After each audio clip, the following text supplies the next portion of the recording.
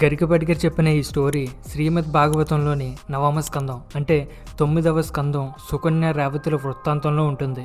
గరికపాటి గారు చెప్పిన ఈ స్టోరీలో రేవతి రైవతకుడు అనే రాజు కూతురు అని చెప్పాడు. నిజానికి ఇది తప్పు. రేవతి రైవతకుడు కూతురు కాదు. అండ్ అలాగే రేవతి 8 అడుగులు పొడవు ఉండటం వల్ల తనకి భర్త దొరకటం లేదని మరో విషయం కూడా చెప్పాడు. అండ్ ఇది కూడా తప్పు.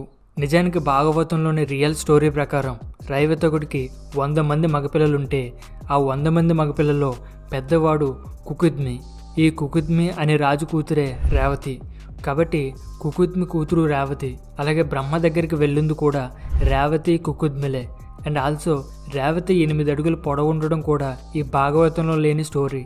అండ్ అలాంటి డిస్క్రిప్షన్ కూడా ఎక్కడా ఉండదు. ఇకపోతే ఈ స్టోరీ అంతా విన్నాక ఇందులో నిజంగా టైం డైలేషన్ గురించి ఉందా అని మనకు సందేహం రావాలి.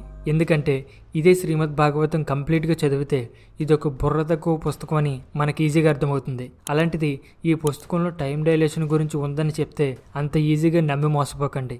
ఎందుకంటే ఫర్ ఎగ్జాంపుల్గా ఇదే స్టోరీని రికాప్ చేసి చూద్దాం.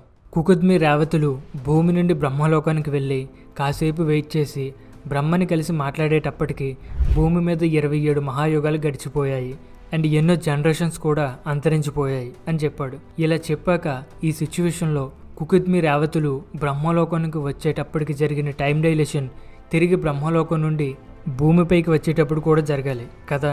అలా రిటర్న్ వచ్చేటప్పుడు కూడా టైం డైలేషన్ జరిగి మళ్ళీ so much of time pass అయిపోతే ఈ బలరాముడు కూడా ఎక్స్టింక్ట్ అయిపోవాలి. అంటే తిరిగి భూమి మీదకి వచ్చేసరికి ఎన్నో జనరేషన్స్ అయిపోవాలి. బలరాముడు తన తోటి వాళ్ళు కూడా అంతరించిపోవాలి. కాబట్టి ఇది ఒక మిస్అండర్స్టాండింగ్ మాత్రమే.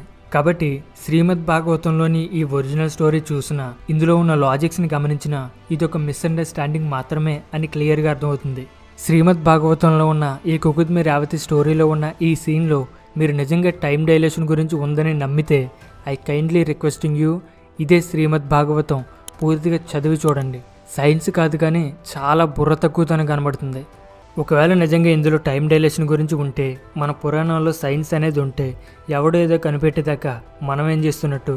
నిజానికి ఐన్స్టీన్ కూడా ఈ టైం డైలేషన్ కాన్సెప్ట్ను తన థియరీ ద్వారా ప్రిడిక్ట్ చేశాడు. ఆ తర్వాత కొన్ని ఎక్స్పెరిమెంట్లు అబ్జర్వేషన్స్ ద్వారా ఈ టైం డైలేషన్ నిజమని ప్రూవ్ అయింది. ఒకవేళ నిజంగానే ఈ సీన్లో టైం డైలేషన్ గురించి ఉన్నా కూడా మనం దానిని చూసి గర్వపడకూడదు, సిగ్గుపడాలి. ఎందుకంటే మన పురాణాల్లో చెప్పిన విషయాన్ని మనం కనిపెట్టలేకపోయాం. కానీ ఎవడో ఒక జర్మన్ సైంటిస్ట్ మ్యాథమెటికల్ క్యాలిక్యులేషన్స్ చేసి కనిపెట్టాడు. నిజంగా ఇది సిగ్గుపడాల్సిన విషయమే అవుతుంది.